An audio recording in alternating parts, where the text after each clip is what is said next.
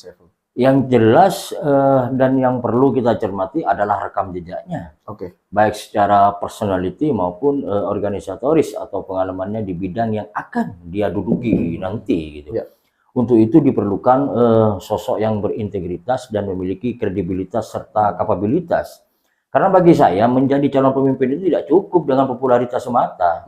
Sebab dewasa ini popularitas itu bisa didapatkan dengan cara pencitraan semata. Oke.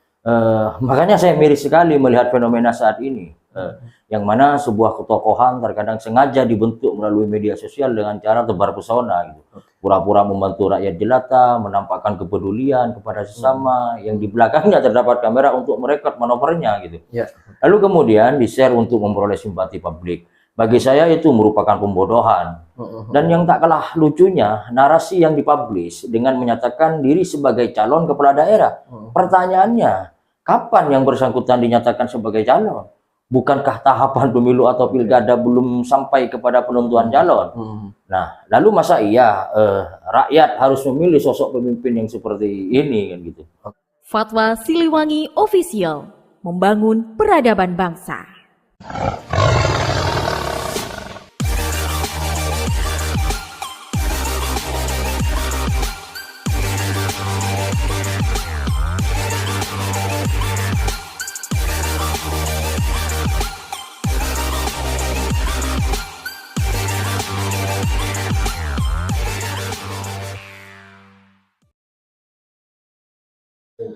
Assalamualaikum warahmatullahi wabarakatuh. Kembali bersama saya Fandi Maulana, tentunya di podcast Fatwa Siliwangi Official.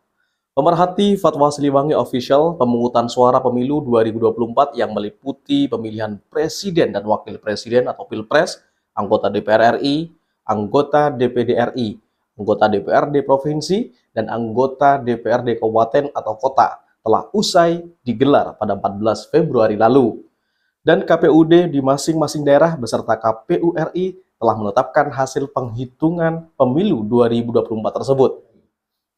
Kendati masih ada gugatan dari paslon 01 dan 03 di Mahkamah Konstitusi atau MK terkait hasil Pilpres, namun hal itu tidak berdampak terhadap pelaksanaan pesta demokrasi selanjutnya, yakni pemilihan kepala daerah tahun 2024 yang juga akan digelar serentak untuk daerah-daerah yang masa jabatan kepala daerahnya berakhir pada tahun 2022, 2023, 2024, dan 2025. Komisi Pemilihan Umum atau KPU Republik Indonesia telah secara resmi mengeluarkan Peraturan KPU atau PKPU nomor 2 tahun 2024 tentang tahapan pemilihan gubernur dan wakil gubernur, bupati dan wakil bupati, serta wali kota dan wakil wali kota tahun 2024. Kabupaten Probolinggo yang berada di Provinsi Jawa Timur merupakan salah satu daerah yang menggelar pemilihan bupati atau wakil bupati 2024. Kali ini kita akan mengupas kriteria pemimpin yang layak memimpin di daerah ini. Telah hadir di studio Fatwa Siliwangi Official, salah satu tokoh pemuda Kabupaten Probolinggo. Beliau juga merupakan aktivis dari Laskar Advokasi Siliwangi, yaitu Bapak Saiful Bahri.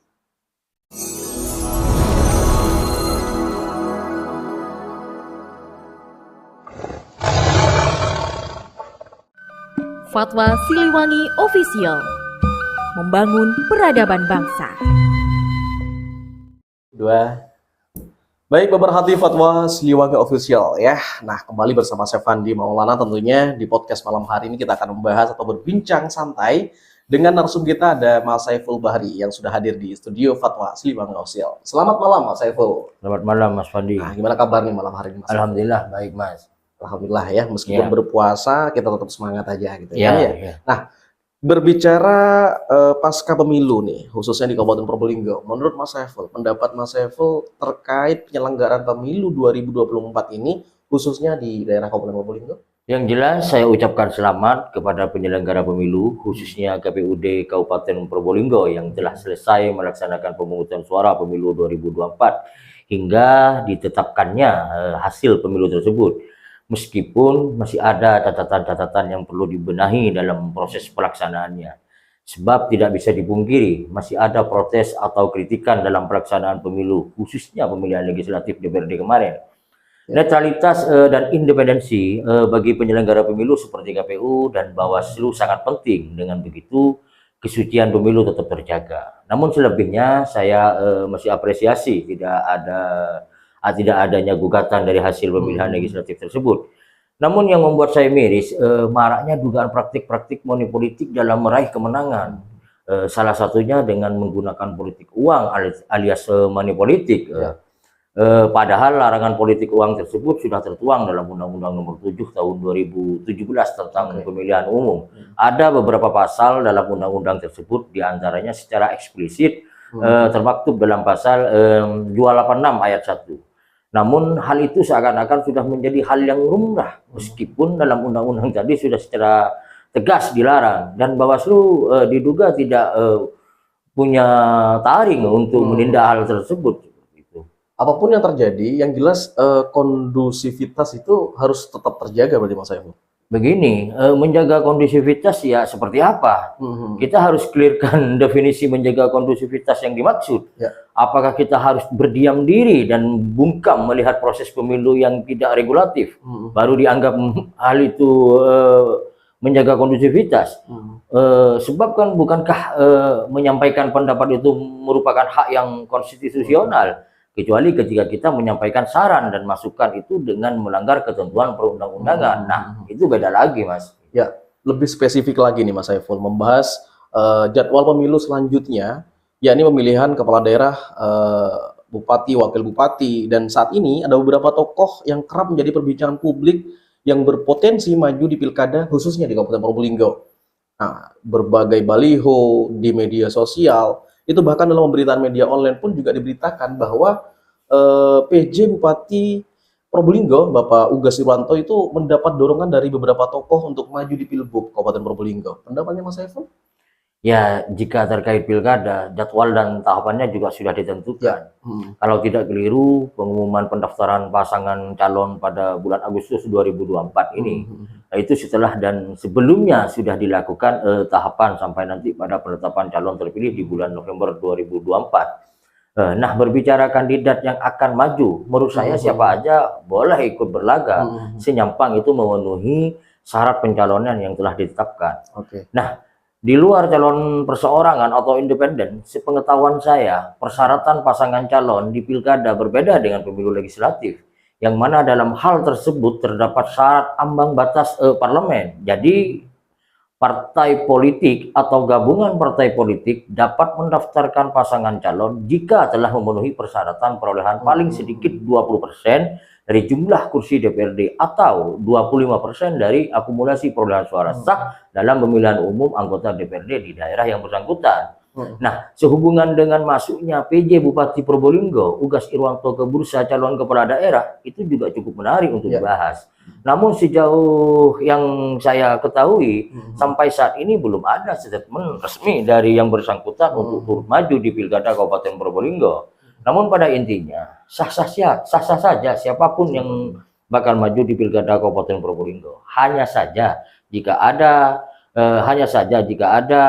PNS yang bakal maju, maka itu sepengetahuan saya ada syarat khusus yang memang harus dipenuhi bagi kandidat yang berstatus sebagai PNS dan non-PNS atau ASN. Lalu menurut Mas Saiful, kriteria yang tepat untuk memimpin Kabupaten Probolinggo itu yang seperti apa kira-kira Mas Saiful? Yang jelas dan yang perlu kita cermati adalah rekam jejaknya. Baik secara personality maupun organisatoris atau pengalamannya di bidang yang akan dia duduki nanti gitu. Untuk itu diperlukan sosok yang berintegritas dan memiliki kredibilitas serta kapabilitas. Karena bagi saya menjadi calon pemimpin itu tidak cukup dengan popularitas semata. Sebab dewasa ini popularitas itu bisa didapatkan dengan cara pencitraan semata. Makanya saya miris sekali melihat fenomena saat ini. Yang mana sebuah ketokohan terkadang sengaja dibentuk melalui media sosial dengan cara tebar pesona gitu. Pura-pura membantu rakyat jelata, menampakkan kepedulian kepada sesama, yang di belakangnya terdapat kamera untuk merekod manuvernya gitu. Lalu kemudian di-share untuk memperoleh simpati publik. Bagi saya itu merupakan pembodohan. Dan yang tak kalah lucunya, narasi yang dipublish dengan menyatakan diri sebagai calon kepala daerah. Pertanyaannya, kapan yang bersangkutan dinyatakan sebagai calon? bukankah tahapan pemilu atau pilkada belum sampai kepada penentuan calon? Nah, lalu masa iya rakyat harus memilih sosok pemimpin yang seperti ini kan gitu. Oke, baik.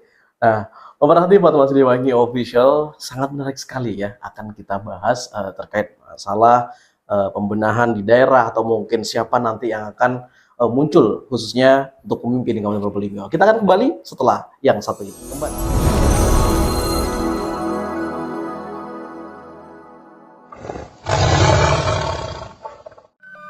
Fatwa Siliwangi Official, membangun peradaban bangsa. Baik pemerhati Fatwa Siliwangi Official, kembali kita akan melanjutkan perbincangan kita dengan Ketua Laskar Advokasi Siliwangi. Nah, Mas Saiful, sebagai putra daerah atau aktivis yang selama ini konsen menyoroti penyelenggaraan pemerintahan di Kabupaten Probolinggo, hal apa yang perlu dibenahi khususnya di daerah ini kira-kira? Kalau berbicara yang perlu dibenahi banyaklah. Pelayanan publik di berbagai dinas instansi, transparansi penggunaan APBD, pembangunan yang belum merata, minusnya ketegasan pemimpin dalam menindak pelanggaran peraturan daerah, dan banyak lagi yang lainnya. Namun sebagai putra daerah, saya merasa malu dengan daerah kabupaten kota yang lain. Satu contoh saja terkait pemanfaatan potensi sumber daya alam. Kalau berbicara destinasi wisata, kita itu kalah jauh dengan daerah lain. Perbandingan kecilnya dengan daerah tapal kuda saja, kita itu sudah tertinggal. Coba bayangkan, wisata andalan kita seperti Pantai Bentar kondisinya sangat memprihatinkan. Lalu apa yang mau kita andalkan seperti itu? Nah, saya sedikit cerita pengalaman pribadi, di mana beberapa waktu lalu saya keluar kota, pada suatu momen sempat berbincang-bincang dengan seseorang. Lalu orang tersebut bertanya daerah tempat tinggal saya, dan saya jawab dari Kabupaten Probolinggo. Dan secara spontanitas orang tersebut menjawab, Probolinggo yang bupati dan suaminya ditangkap KPK itu ya. Seperti itu jawabannya. Dan seketika itu pula saya terdiam.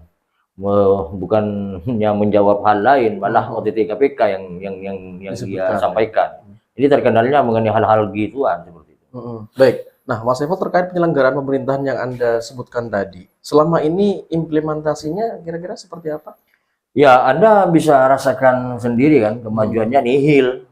Kita itu selama ini disibukkan dengan urusan politik, urusan jabatan, ngomong di media begini, begitu, dan sebagainya. Kesejahteraan pejabat yang dikedepankan, coba turun ke pelosok-pelosok desa. Miris sekali melihat kondisi ekonomi masyarakat yang kebanyakan masih jauh dari kata cukup. Nah, sementara pejabat-pejabatnya duduk manis di ruang ber-AC dan keluar kantor dengan mobil mewah yang dianggarkan melalui APBD. Ya. Kira-kira terakhir nih buat Mas Saiful sendiri, harapannya ke depan, khususnya untuk Probolinggo ini, untuk kemaslahatan Kabupaten Probolinggo sendiri. Sebagai putra daerah Kabupaten Probolinggo dan melihat momentum pilkada yang akan digelar, maka saya berharap masyarakat Kabupaten Probolinggo betul-betul selektif memilih calon bupati atau wakil bupati nantinya. Pilihlah dengan hati nurani, sebab masa depan Kabupaten Probolinggo ada di tangan rakyat. Dan semoga calon bupati atau wakil bupati yang terpilih nanti memiliki sifat sidik, amanah, tabligh, dan patonah seperti itu. Amin. Semoga ya semua itu terjadi ya di Kabupaten Probolinggo itu sendiri. Baik, terima kasih banyak Mas Saiful sudah hadir ya di studio Fatwa Siliwangi Official. Nanti kita akan kembali di podcast selanjutnya bersama saya Fandi Maulana. Kita akan kembali. Sampai jumpa. Wassalamualaikum warahmatullahi wabarakatuh.